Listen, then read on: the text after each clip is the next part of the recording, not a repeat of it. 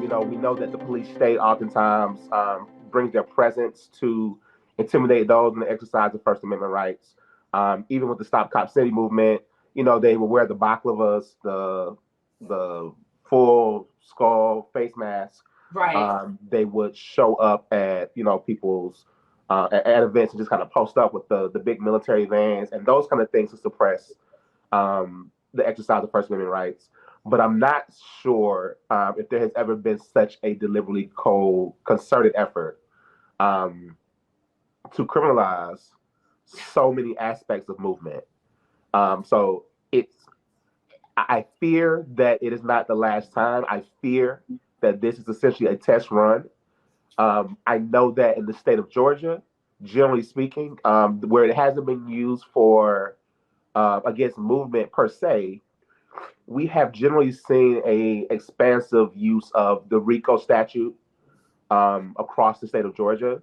It goes back most prominently to the prosecution of a number of Atlanta public school teachers who were accused of engaging in a cheating scandal for profit, although none of them made any, real money off of it.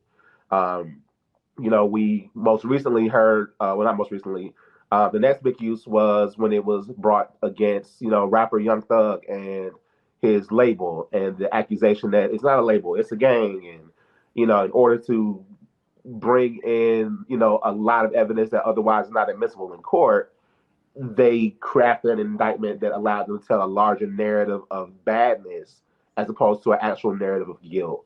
And then, of course, we've seen it used against the former president of the United States, Donald Trump.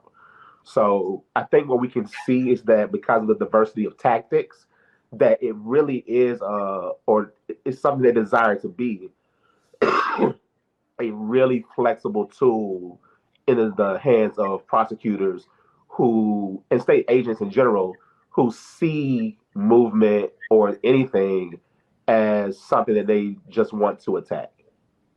Yeah, I feel like this is definitely a foreshadowing. I think both the building of this facility and the way that they're using all of these different means to subvert voices and activists, it's very scary. And I feel like this is one of those lines in the sand that we cannot have this. Like, this is not okay. So I am bar licensed in Florida. Can I help? Yeah, so what we are doing, and I can send you the link so you can include it in the chat or anywhere for anyone else. What we're doing is, anyone who's interested, we are looking for people who may not be able to practice in the state of Georgia, but who may have the ability and capacity to perform some research. Okay, that's me. All right. Well, we would love to have you. we are recruiting those who are licensed in the state of Georgia to assist in the direct representation of the 61 accused persons. And of course, we need to figure out, this a really involved case. It's probably going to be a long one should it go to trial, which we fully expect that it will. And representation isn't free. And so we're trying to, find ways to secure funds to pay for lawyers. And I think we can provide a link for that as well.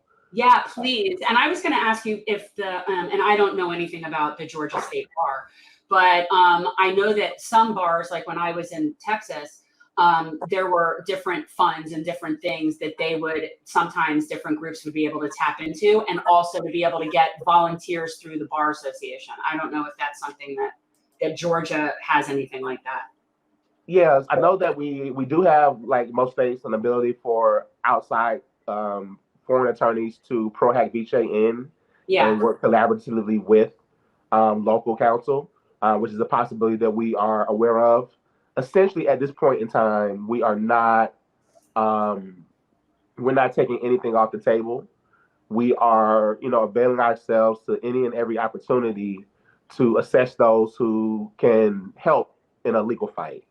And of course, we'll do the necessary vetting and questioning to make sure that, we have individuals who are capable, but also, willing to assist in the, legal ways.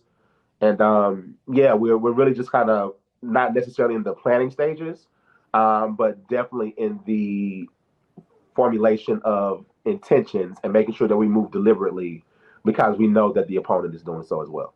Yeah, and where is this right now in the process? Where are the, because the other issue is, from my understanding, that the jail that we're talking about is particularly egregious. Although I say that like as if there's jails that aren't egregious, right? Like that's just stupid. But you know, so that and these are people that I know people would like to assume that activists are criminals, but that's not the case.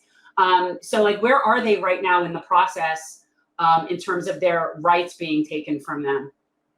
Yeah, so I've not had any conversations directly with anyone from the Attorney General's office.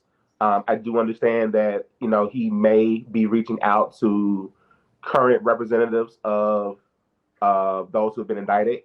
So just so that people know, and I got cut off on this part before, you know, the people that were arrested, were indicted rather, had previously been arrested on other charges.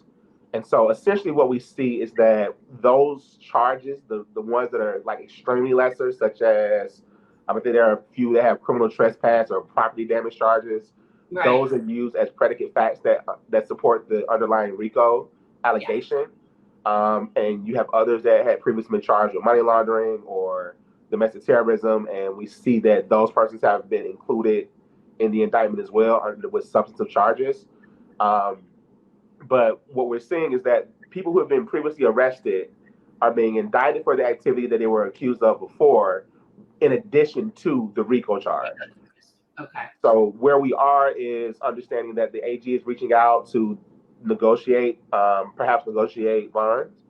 I don't have any details that I can share about that at this point in time. Yeah. But we're hopeful that the majority of these folks, we're hopeful that every one of these folks, honestly, is able to engage in the surrender process in the same way that President Trump and his several co-defendants were allowed to engage in. Well, wouldn't that be nice? Wouldn't that be nice? You know, I'm a big believer in what's good for the goose is good for the gander. And especially when you have so many people who have been out and present and have not, you know, violated bond conditions. You know, I think it only makes sense that they continue to be able to fight their case with their freedom on their side.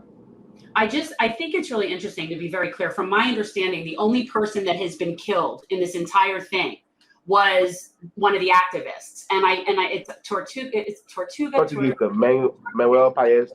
Right, that's the only person that's been killed. So the fact that the people that did the killing are accusing the people that are being shot at as being the terrorists, being domestic terrorists, is very interesting to me, because the only people that seem to be doing terrorizing is the law enforcement. Yeah, and it's really interesting in that, you know, the entire narrative that the state has attempted to engage in since, you know, essentially day one, is that the movement is a violent movement, which has categorically been false. Yeah. To the extent that there are things that, you know, some folks in society may not agree with, the things that have occurred have been allegations of property damage. And I'm a very firm believer that property damage is not violence. Violence is violence. And, you know, when Tortuguita was murdered in the forest and shot with their legs crossed and their hands up, and we have reports that state that there was no gunshot residue on their hands. I think that those are the acts of violence that actually need to be talked about, and not those things that the state chooses to manufacture to advance narratives that allow them to justify or attempt to justify the mistreatment and over-prosecution of movement people and activists. Yeah, I wish I had a picture of the kid. I mean, he just looks like a kid to me, and I'm thinking it's like, these are tree-hugging hippie people.